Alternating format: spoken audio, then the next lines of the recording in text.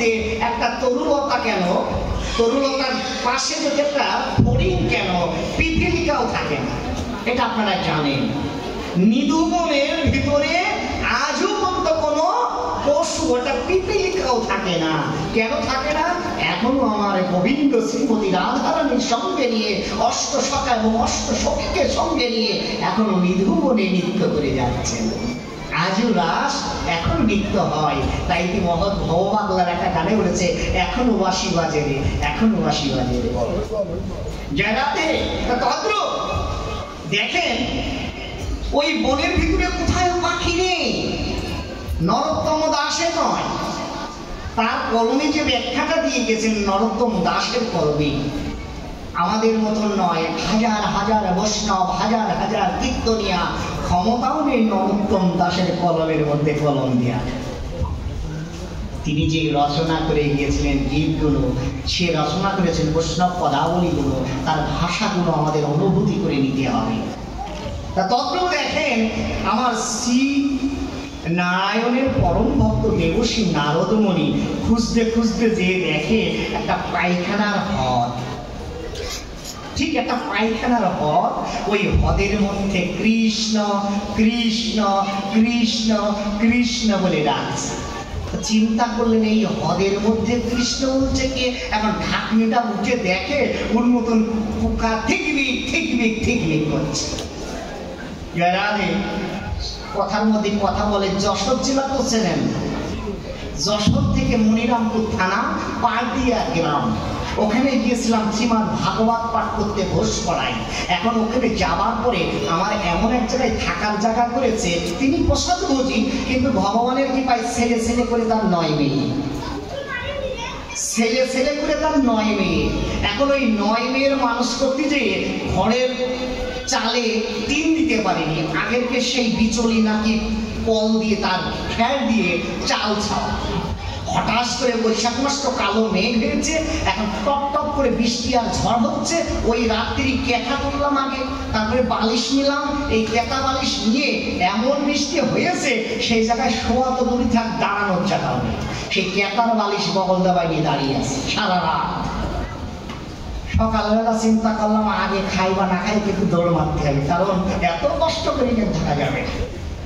এখন সকালবেলা আপনাদের আবার কিছু হয় কিনা জানি না, আমার আবার নিত্য একটা কর্ম আছে, বাসি কর্ম, আপনাদেরও আছে কিনা জানি না, আমার আবার একটা নিত্য বাসি কর্ম, অভ্যাসযোগ্য। এই যে গীতায় বললেন, হে অর্জুন অভ্যাসযোগ্য শ্রেষ্ঠ যোগ, তুমি অভ্যাসের পরিণত হও। আমরা যে অভ্যাস করি সেই অভ্যাসটাই পরিণত হয় নাকি?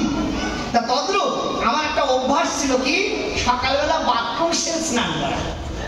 এখন ওই বাথরুম যেতে যে দেখি ওই বাথরুমটা হলো কলার বাসনা দিয়ে ঘেরা, কিন্তু পাকা বাথরুম না, টয়লেট পাকা না, মেকে বাথরুম। তাই ওই যে কৃষ্ণ ভক্ত যেজন সেজন বড়ই চতুর। তা চিন্তা করলাম এরকম জীবনে বাথরুমে তো পা দিইনি, তো একটু পড়ে ফিরে যাবো কিনা ঠিক নেই, পাটা দিয়ে দেখি দিই। এখন এই পা দিয়ে যেমন ভাব দিয়ে হপাট করে খসে পড়ে গেছে, এনে হপাট করে যখন খসে পড়ে গেছে চিন্তা করলাম, ওরে গোবিন্দ, এই যে বিশ্বকবি রবীন্দ্রনাথ ঠাকুর বলেছে কোথায় স্বর্গ কোথায় নরক, কে বলেছে বহুদূর, মানুষের মধ্যে স্বর্গ মানুষের মধ্যে নরক, মানুষে মানুষের সুরাসুর, তাহলে তো নরক বেশি দূর না, এই যে সেই নরক। আমি চিন্তা করলাম নরকে যখন পা দিয়েছি একটু তাকিয়েই দেখি। এখন তাকিয়ে দেখি বাবা কি ঘোলা জল, তার মধ্যে পোকা ঠিক ঠিক ঠিক করছে। যারাদে হাসবেন না মা, ওই একটা গানে বলে কবি গানে, আমার এক কবি গানের গুরু ছিলেন অসীম সরকার, আমি তার কাছে কবি গান শিক্ষা লাভ করেছিলাম। হ্যাঁ, তা সেই অসীম সরকার বলেছিলেন, হাসলি না ফাসলি ভুলি বুঝবি দিন গেল। হাসবেন না, ভেবে দেখবেন কথাটা। তাই যখন এই কথাই বললেন, লক্ষ্য করে দেখেন ওই সেই নরক। কেন? গীতাই বললেন আমাদের এক যুগ আর ব্রহ্মার একমাত্র একটা, নাকি? এটা গীতাই বললেন না? তাহলে তাই যদি হয় ভেবে দেখবেন ওই নরক কোন নাম হলো কুম্ভপাক নরক, ওইটার নাম পায়খানার হ্রদ না, ওটার নাম কুম্ভপাক নরক।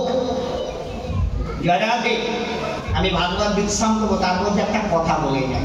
দেখেও 12 বছর যারা কালী সাধনা করে তারা জয় কালী জয় কালী, তারা কালী তারা কালী, কৃষ্ণ কৃষ্ণ বলে তো নয়, ব্রহ্মা অর্থাৎ ভোলাটাকে জয় শিব শম্ভু করতে করতে ওদের দাঁত মাজার সময় থাকে না। এখন আমি আর কান নাড়বো, সকালবেলা উঠে গিয়ে আমার মারবে ঠিক খালি তাই বলে হরিব, আমার কথাটাই বলি।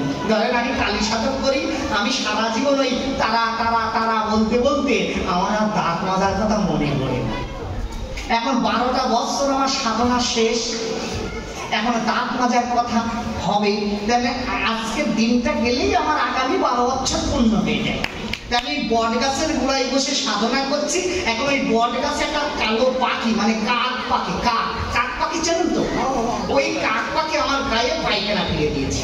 এখন আমি তাকিয়ে দেখি যে 12 বছর পর মানে পূর্ণ হবে তার সেই আগেই আমার গায়ে পায়খানা ফেলে দিয়েছে। আমি তাকিয়ে দেখি পায়খানা, খুব কষ্ট লাগলো যে আমার সাধন ঘটনায় আমার বাধা দিচ্ছে। ওই গাছ মানে যখনই তাকাইছি তখন ওই পাখিটা ঝটপট করে মরে গেল।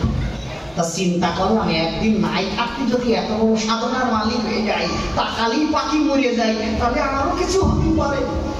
সাধনার আমার দরকার। আমি ওখান থেকে ব্যাগ গুছিয়ে নিয়ে চলে যাচ্ছি। তা ধরেন আপনাদের এই পথে যাচ্ছে, ট্যাকেরহাটের গ্রাম থেকে যাচ্ছি। এখন ট্যাকেরহাটের গ্রামের থেকে যাচ্ছি, এখন পথ দিয়ে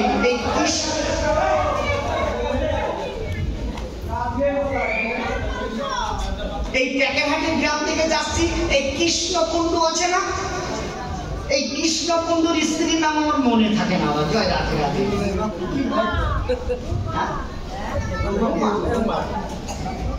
তা যাই হোক, আমার ওই মাতাজি বসে আছে, তিলক কাটা আছে। তো আমি বলছি, ও মা, আমি 12 বছর সাধন ভজন করতে এসেছি, তা চৈত্র মাসের সময় আমাকে যদি একটু জল দিতে মা।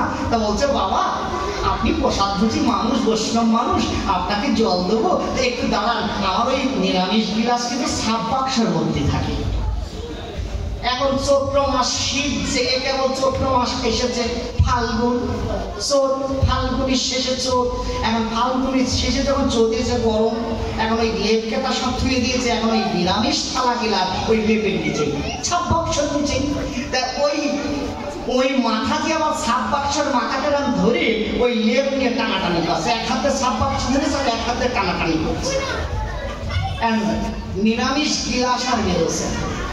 এখন বেশ 1 মিনিট 2 মিনিট 3 মিনিট এইভাবে 20 মিনিট টাইম হয়ে গেছে। তখন বলছি, মা তুমি আমাকে জল দিলে দাও, না দিলে আমার তোমার অপেক্ষায় আমার দাঁড়ানোর সময় নেই। এখন ওই চৈত্র মাসের সময় সারাদিন কাজ করেছে, এদিকে লেপ তুলতে পারছে না, এদিকে ঢাকনি হাতে এই রাগের জ্বালায় কৃষ্ণ বাবাজির স্ত্রী এসে বলছে, বাবাজি তুমি জল খেলে না খেলে তুমি আমাকে গরম দেখাবা না। আমি গাছের পাখি নাতে তুমি তাকালে ঝটপট করে মরে গেল। জয় রাধে। তাহলে সাধক কে গো? পাখি হলো ফরিদপুরে, আর ট্যাকেরহাটের মা বলছে যে আমি গাছের পাখি না, ঝটপট করে মরে গেল। তখন আমার ওই যে কৃষ্ণ ভক্ত সেজন বড়ই চতুর, হাত জোর করে বলছে, মা তোমার এই সাধন ভজনের অজানা তথ্যকে কে জানালো, আমাকে একটু জানা। তা বলছে, বাবা আমি তো জানি নে, আমি বলতেও পারিনি। তো এখান থেকে চলে যাও, ওই ট্যাকেরহাটের বাজারে যে দেখো একজন ফল বিক্রি করছে, তার কাছে গেলেই তুমি জানতে পারবে যে সাধন ভজনের মহত্বটা কি। এখন ওই ফলের দোকানে যাচ্ছি, যাওয়ার পরে উনি ওই ফলের দোকানটা কেবল ঝাঁপ তুলেছে। আমি যখন গিয়েছি বলছে, হ্যাঁ বাবাজি এসেছো, বসো বসো বসো বসো, তোমার ওই মা পাঠালো না? আমি মনে মনে ভাবে, মা পাঠালো, তখন ফোন ছিল না, তাহলে খবর পেলো কি করে?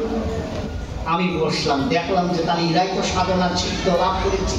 এখন বসে দেখি যে ভালো ভালো ফলগুলো ন্যাপলা দিয়ে মুছে খোলের মধ্যে করছে, যেগুলো একটু দাগি ধরা সেগুলো মুছে সাজিয়ে দিয়ে বিক্রয় করছে। ঠিক সন্ধ্যার সময় আপনার দোকানটাকে ঝাঁপ লাগিয়ে চলে আসছে। আমি বলছি, প্রভু সারাদিন হয়ে গেল, একটু শিক্ষা দিলেন না? তা বলছে, বাবা সারাদিন দিয়েছি, তুমি নিতে পারো নি? আমার আবার রাগ বেশি। আমি বলছি, হ্যাঁ ভালো ভালো ফলগুলো ব্যাগের মধ্যে রেখে খারাপগুলো বিক্রয় করলেন, আমার কি শিক্ষা দিলেন? বললেন, ওটাই তোমার প্রথম ধাপ, ওইটাই তোমার শিক্ষার প্রথম ধাপ। যখন এই কথা বলছে প্রথম ধাপ, তা বললাম তাহলে ধাপ যদি হয় তাহলে চলেন ধাপই শিখা। এখন যাওয়ার পরে তার বাড়িতে দেখি বড় এক ফ্ল্যাট বাড়ি, তিনার স্ত্রী এত সুন্দর করে সেজেছে, সে সাজার নাম আমার জীবনে তো কোনোদিন কিনিনি। এই একটু মনে পড়ে, হক পালিশ, নখ পালিশ, ঠোঁট পালিশ, আরো কি কি পালিশ আছে আমি জানি না। এখন এই পালিশ দিয়ে সেজে গুজে ওই স্ত্রী রিমোটটা নিয়ে টেলিভিশন দেখছে। আগের মানুষের যে কটকটি দেখতো না, কটকটি, এখন কটকটি দেখছে। কিন্তু ওই ফ্ল্যাট বাড়ির পাশে একটা তাল পাতার কুড়ে ঘরের মধ্যে বৃদ্ধ মা, 100 বছরের বৃদ্ধ মা ডাকছে যে ও মা, তুমি আমাকে একটু খেতে দাও, আমাকে একটু খেতে দাও, তোমার আমার ভাত দিয়ে দরকার, একটু জল দাও আমাকে, আমার জল খাবো। বলছে ও মা, যদি আমার ছেলে থাকতো তাহলে নিশ্চয় আমাকে একটু জল খেত।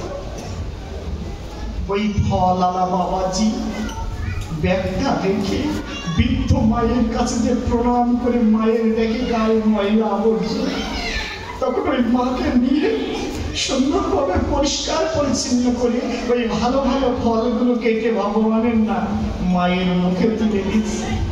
মা তখন কি বলছে জানেন গোবিন্দের কাছে? হে গোবিন্দ, যত পাপ করি তুমি আমাকে দাও, আমার সন্তান যত অপরাধ করে তুমি আমাকে দাও, আমার সন্তানকে তোমার চরণের দাসের দাস বানাও গোবিন্দ।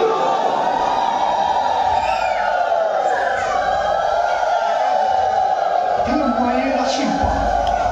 তাই শাস্ত্রে বললেন পিতা গুরু, মাতা গুরু, দীক্ষা গুরু, শিক্ষা গুরু, ইরা গুরু হয়। এই গুরুর হাতে রেখে পরম গুরুর সন্ধানেতে যায়, আর আগুরু রয় আমার রাগেরও আস্থা নাই। যতই আপনারা দীক্ষা নেন, যতই শিক্ষা নেন, যতই আমার মতন দামি নামি গুরুদেবের কাছে মন্ত্র নেন না কেন, কোনোদিন ভগবান পাবেন না। কেন জানেন? যতবেলা মাকে, যতবেলা বাবাকে ভালো না বাসবে, যতবেলা তাদের হাত আপনার মাথায় না যাবে, যতবেলা মা বাবা শ্বশুর শাশুড়ি যতবেলা আশীর্বাদ না করবে, মায়েদের বলবো ততদিন আপনার ভগবানের পুণ্যত্ব লাভ হবে না। কেন? পিতা গুরু, মাতা গুরু, দীক্ষা গুরু, শিক্ষা গুরু, ইরা গুরু হয়। এই গুরুর হাতে রেখে পরম গুরুর সন্ধানে যায়, আঘাত গুরু নয় আমার রাগের আস্থা। আমি যদি আগে জানতাম যে সন্ন্যাস ধর্মে গেলে মা বাবাকে ত্যাগ করে যেতে হয়, আমি জীবনে সন্ন্যাস ধর্ম গ্রহণ করতাম না। আমার ব্রহ্মচারিত্বের কোনো প্রয়োজন ছিল না। আমি ভগবানকে চিনতাম না, আগে আমি আমার মাকে, আমার বাবাকে চিনি। কেন? আমার বাবা মা আমাকে যদি পৃথিবীতে না নিয়ে আসতো, ততদিন আমি তখন তো কোনোদিন আমার গোবিন্দ শ্রীপাদ পদে পৌঁছতে পারতাম না। তাই আমার ধর্ম, আমার গুরুদেব বলেছিল সন্ন্যাস এসে যাওয়া যাবে না। আমি বলেছি আমি ভেগাশ্রিত হব না, আমি আশ্রা হব না, আমি গৌরকপনি হব না, আমি ব্রহ্মচারিত্ব, আমার কোনো প্রয়োজন নেই।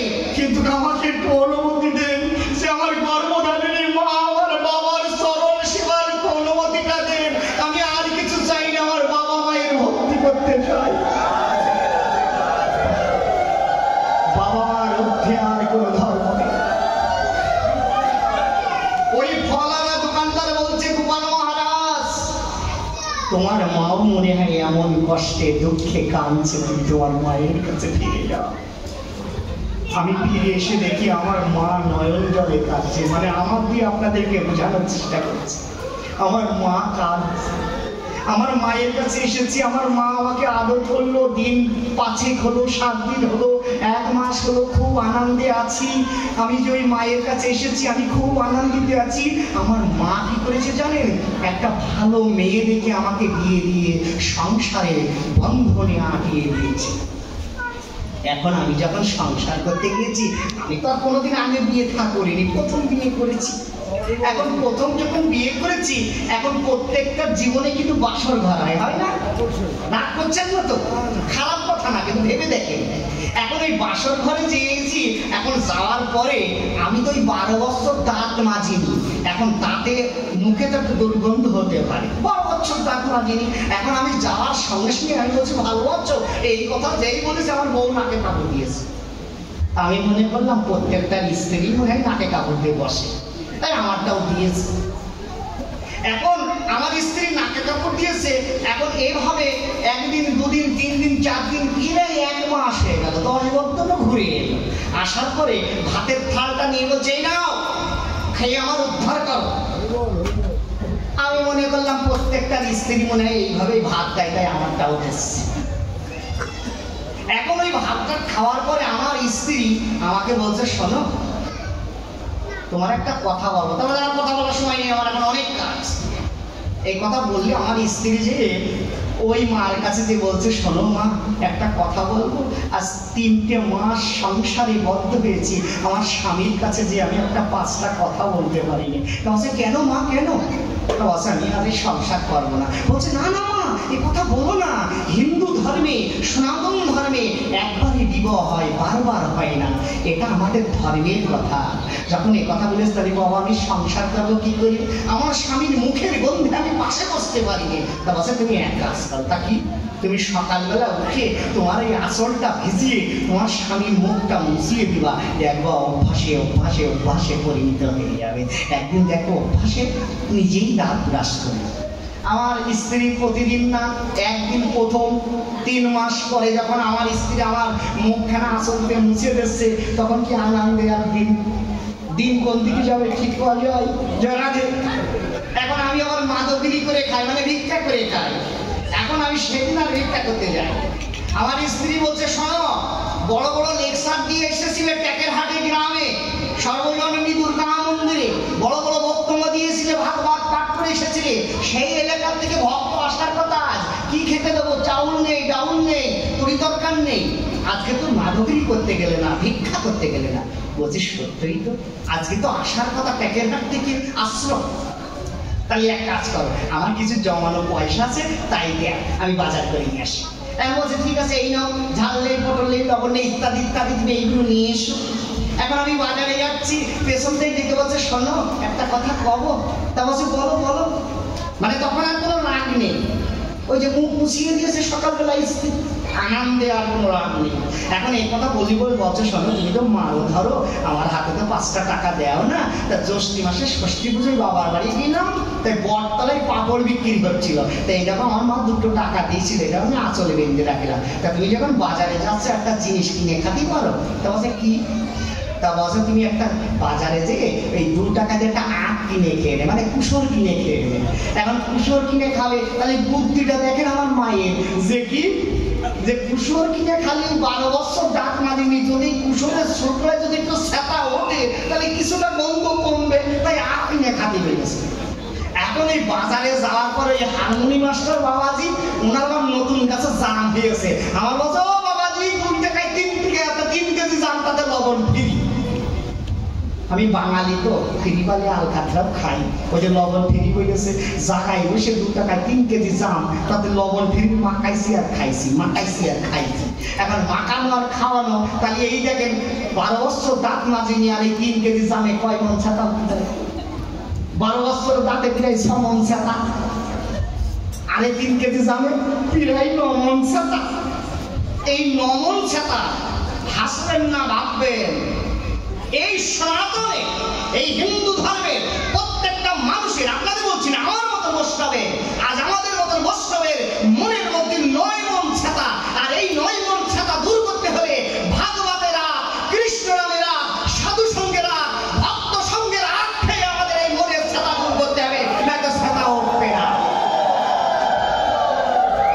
এই ছাতা দূর করতে হবে। কেন? আমাদের ভিতরে আত্মঅহংকার, একতা বোধ নেই, আমাদের ভিতরে একতা নেই, আমাদের ভিতরে উঁচু নিচুর ভাবনা, আমার ভিতরে ছোট জাত, নিম্ন জাত, অমুক জাত, তমুক জাত, এই ভাবনার কারণে আমার সনাতন ধর্ম নষ্ট হয়ে যাচ্ছে, টুকা ফেলার মতন ভেঙে ভেঙে চলে যাচ্ছে। আমাদের এই ছাতা দূর করতে হবে, এই ভাগবতে রাখলে, কৃষ্ণ নামে রাখলে। কথাটা একটু রং হয়ে গিয়েছিল, ভাববেন না আমি রং কথা বলিনি, ভাগবত তথ্য তত্ত্ব। দেবশ্রী নারদমণি ওই গুড় মানে পায়খানার যে হদের ঢাকনাটা তুলে বলছি, ওগো তুমি কি কৃষ্ণ ভক্ত? ময়লা আবর্জনা হদের মধ্যে কি কৃষ্ণ ভক্ত থাকে? ওই পায়খানার পোকা বলছে, না আমার মতো নর অধম পৃথিবীতে আর কেউ নেই। আমায় দেখে সর্বজীব থুতু ফেলতে ফেলতে যায়, নাকে কাপড় দেয়। আমি ময়লা আবর্জনায় আমার জন্ম, আমি কি বড় ভক্ত হতে পারি জানি? বলছে, ও তোমার তো দরকার আমার, তুমি এসো, তোমাকেই তো ভগবান চেয়েছে যে ছোট ভক্ত, তুমি ছোট ভক্ত, ভগবান তোমাকে দেখবে। যখন এই কথা বললেন তা বলছে বাবা আমি যাবো কি করে? বলছে তুমি উঠে এসো উঠে এসো। তা বলছে আমার যে ওঠার মতন পা নেই ঠাকুর। বলছে কেন তোমার পা নেই কেন, তুমি হাঁটো কি করে? তা বলছে ঠাকুর আমি মুখ দিয়ে আগাই বুক দিয়ে হাসলাই। আপনারা ভাগবত থেকে খেয়াল করে দেখবেন, এই ভাগবতের রসমূল্য কথা দেখবেন, সত্য কথা।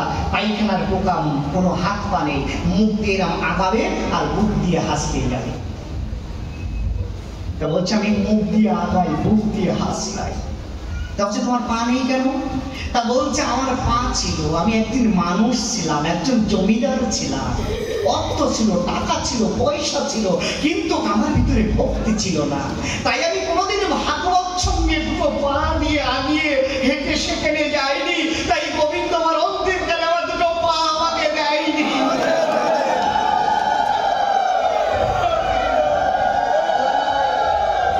বলছে তাহলে তোমার হাতটা দাও আমি তোমাকে দিয়ে তুলি। তো বলছে আমার হাত নেই। তো বলছে কেন হাত নেই? তো বলছে আমার এই হাত দিয়ে কখন আমি সাধুগুরু বৈষ্ণবের চরণ ধরে নিইনি, ভক্ত সঙ্গে ধরে নিইনি, আমি কোনোদিন দুই হাত দিলে হরি বলিনি। তাই আমার গোবিন্দ দুটো হাত আমাকে দেয়নি। আমি অদম হয়ে পড়ে আছি নরোত্তম আপনার নর্দমার ভিতরে। যখন এই কথা বলেছে তখন নারায়ণের পরম ভক্ত নারদ মুনি বললেন তোমার চিন্তা নেই, তুমি এসো তো। এইভাবে টেনে তুলে উনি পদ্মের পাতা করে নিয়েছে। পদ্মের পাতায় নিয়ে যখন হাঁটছে, হাত লেগে গিয়েছে, উনি কাঁধে নিয়েছে। কাঁধ যখন লেগে যাচ্ছে উনি আমার মস্তকে ধারণ করেছে। মস্তকে ধারণ করে স্বর্গে অষ্টম সিঁড়িতে মানে ষষ্ঠম সিঁড়িতে পা দিয়েছে। আর অষ্টম সিঁড়িতে পা দিয়ে তারপরে বৈকান্ত ধাম, সর্বধাম। এরকম মুহূর্তে যমরাজ্যে বলছে নারদ তুমি আমার আসামিকে কোথায় নিয়ে যাচ্ছ? বলছে কেন কেন কিসের আসামি? ভগবান বলেছে ছোট ভক্ত, আমি নিয়ে যাচ্ছি ভগবানের দেখানোর জন্য। বললেন না আমার আসামি। কেন? উনি এত অপরাধ করেছে বৈষ্ণবের কাছে, গৌর ভক্তের কাছে, মানবের কাছে। তাই ওনার 200 বছর ধরে পায়খানার হদের মধ্যে আসে, আরো 200 বছর থাকবে, তারপর কনে পাতা বসে পরে সিদ্ধান্ত। বলছে আমি অত শব্দ চিনি না, আমি ভগবানের জন্য নিয়ে যাচ্ছি, ভগবান দেখতে চেয়েছে তাই নিয়ে যাবো। বললেন না। এইভাবে তর্ক করছেন নারদ আর যমরাজ। তখন যোগমায়া যোগেশ্বরী মাসি রূপ ধারণ করি নারদের কাণ্ডে যে বলছে নারদ মুনি যার গুরু কৃপা হয়নি, যার দীক্ষা হয়নি, যার শিক্ষা হয়নি, যে কণ্ঠে মালা দেয়নি, যে একাদশী ব্রত থাকে না, যে দামোদর ব্রত পালন করিনি, যে ভগবানের আদেশ নির্দেশ পালন করিনি, যার কণ্ঠে তুলসীর মালা নেই, সে কখনো বৈকান্তে ভগবানের চরণে যেতে পারে না। যখন এই কথা বলেছি তা বললেন আমি অত শত চিনি না, আমি নিয়ে যাবো। তো বলছে না না তুমি চিনো না, তুমি এক কাজ করো, যদি নিতেই হয় ওই তোমার গলায় যে বনফুলের মালা হেলছে আর দুলছে, ওই নর্দমার পোকাকে বলো, ওই নর্দমার পোকাটা তোমাকে গুরু রূপে জ্ঞান করে তোমার চরণে পুষ্প অর্পণ করতে পারে। পায়খানার নর্দমার পোকা চিন্তা করলেন স্বর্গে যখন এসেই পড়েছি, নরকে আরে যাবো কেন? উনি মুখ দিয়ে আস্তে আস্তে এই ফুলটা নিয়ে জয় শ্রী গুরুদেব বলে, জয় শ্রী গুরুদেব বলে নারদের চরণে যখন দিয়ে দিলেন, যমরাজ নারদ বললেন হে যমরাজ বাবা। যমরাজ বললেন যার আছে গুরু সহায়, যার আছে কৃষ্ণ সহায়, তার কি থাকে জমের আর মরণের ভয়। শোনেন, সদ্গুরুর কৃপা না হলে কৃষ্ণ কৃপা হয় না। 7টা কৃপার প্রয়োজন হয়। কৃপা শব্দ পড়বা, আমার আপনারা রাগ হয়ে যাচ্ছেন, কষ্ট পাচ্ছেন। 7টা পড়ে পাতি যায় কৃপা। 7 জনের কৃপা না হলে কখনো কৃষ্ণ কৃপা হয় না, যত বড় পণ্ডিত হোক আর যত বড় মহারাজ হোক। 7টা কৃপা কি কি একটু বলবো। 7টা কৃপা শব্দ হলো কি? প্রথম কৃপা হলো পিতা আশীর্বাদের প্রয়োজন, দ্বিতীয় আশীর্বাদের মায়ের আশীর্বাদের প্রয়োজন, মা বাবার আশীর্বাদের পরে হয় শিক্ষা দীক্ষা গুরুদেবের আশীর্বাদ। আর গুরুদেবের আশীর্বাদ হলে পরে কি হয়? কৃষ্ণ কৃপা হয়।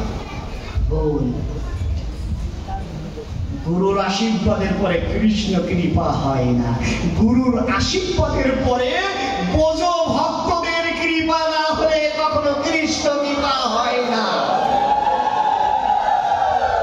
তাহলে মা বাবা, শিক্ষা দীক্ষা গুরু, তিন, বোঝ ভক্তরা চার, তারপরে হবে কৃষ্ণ কৃপা পাঁচ, আর কৃষ্ণ কৃপার পরে যে হবে বোঝের শ্রীমতী রাধা রানীর কৃপা। এই ছয়টা কৃপার পরে যে ভগবান দর্শন। তার আগে কখনো ভাববেন না যে আমি পণ্ডিত হয়ে গিয়েছি। দেখেন এই গীতার উপরে লেখা রয়েছে শ্রীমদ্ ভাগবত গীতা। উপরের ব্যাখ্যাটা আজও আমি জানি না, এখনো বলতে পারিনি শ্রীমদ্ ভাগবত গীতা, কিন্তু ভিতরের 18 অধ্যায় আমি শপথ। আমরা এমন পণ্ডিত, এই পণ্ডিতে ভাগ নেই। আগে ভক্তি রাস্তাটা দেখেন কিভাবে ভক্তি হয় যায়। নববিধা ভক্তির মধ্যে আত্মনিবেদনটাই হলো অতি উত্তম। আপনি আত্মনিবেদন করেন, ভগবানের কাছে আত্মনিবেদন করেন, দেখবেন গোবিন্দ পাবেন।